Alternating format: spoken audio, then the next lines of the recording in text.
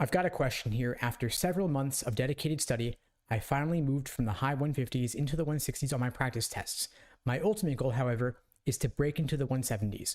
What are the critical differences in study approach, mindset, and strategies needed to make this significant leap from the 160s to the 170s? Are there particular areas or types of questions where I should focus more to gain those extra points? Yes, there are. In logical reasoning, for example, I would make sure you're really clear on the most commonly appearing types of questions, which are inference, necessary assumption, and flaw. There are also key differences between certain question types that students typically have trouble with. So for example, in inference questions, we have must be true and most strongly supported. These are two very different question types, even though some folks lump them into the umbrella category of inference. So for must be true, it's got to be 100% supported. For most strongly supported, it's simply incredibly likely or is a reasonable assumption, but is not necessarily 100% guaranteed. Then you have, for example, the key difference between necessary assumption questions and sufficient assumption questions. You want to make sure that you are super clear on the difference between those two. You also want to make sure you're really good at negating answer choices for necessary assumption questions. If you have trouble with that, that's an area to work on. So students in the 160s are still a little bit hazy on some of these distinctions, whereas students in the 170s are crystal clear on these distinctions. They're also really good at pacing and allocating their time efficiently. In logical reasoning, you have a general order of difficulty over the course of the section. So it's not just about getting questions right in isolation when you're drilling by type. Far too many students spend way too long drilling questions by type, when in reality, of course, you're taking the LSAT with these questions in the context of an entire 35-minute under standard time constraint, and then 4 sections almost back to back with only a break in the middle for working on endurance as well. So you got to be good at accuracy, then pacing, then endurance.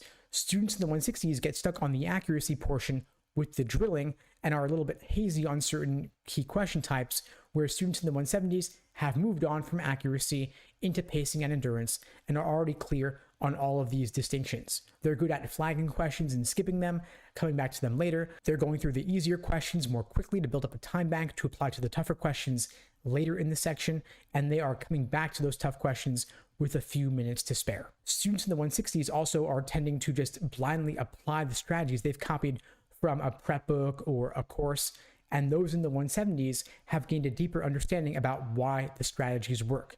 You want to look at the LSAT ultimately from the test maker's point of view. You want to see it from their perspective. I personally gained a ton of insights when I started writing my own LSAT questions from scratch. I wrote about 10 of my own original logic games, including ordering and all the different types of grouping games as well. And I learned that LSAC is really clever at laying tricks and traps in these questions.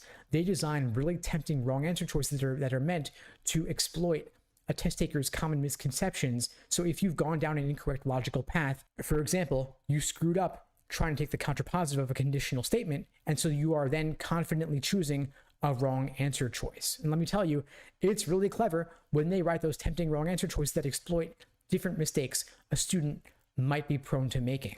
So if you are looking to get into the 170s, I would highly recommend that you try writing your own LSAT questions from scratch. It doesn't have to be as difficult or as complex as an official LSAT question. It could just be a little mini drill of sorts. And then you'll discover what are the key principles underlying the design of these questions. If you're in a study group or in a course, you can also trade questions with other students to see how yours compare to theirs and have them try yours and have them try yours and vice versa. It could be a really useful exercise to help you get really clear again on conditionality, contrapositives, and other classic LSAT methods of reasoning that show up pretty consistently on the exam. I will note as well that those in the 170s tend to score perfect on logic games, maybe -1, and they're losing most of their points on reasoning and reading comp. So if you are looking to get into the 170s and you're taking the LSAT with the game section, I would make sure that you're really good at logic games. And if you aren't yet, of course, there are nearly 400 previously administered logic games in the nearly 100 released practice tests that you can study from, so that by test day, you've seen it all before, and the game section is just a walk in the park. Of course, keep refining and perfecting reasoning and reading comp as well, but those are a little bit tougher to perfect for the typical student because they have those perceived ambiguities of language. So first and foremost, perfect games, then look at where are your gaps or misunderstandings showing up in reasoning and reading comp. Anyway, that's all for now. I hope you found the video helpful. If you did, please do me a favor and share it with someone who needs to see it. And in the meantime, I'll wish you all the best and take care.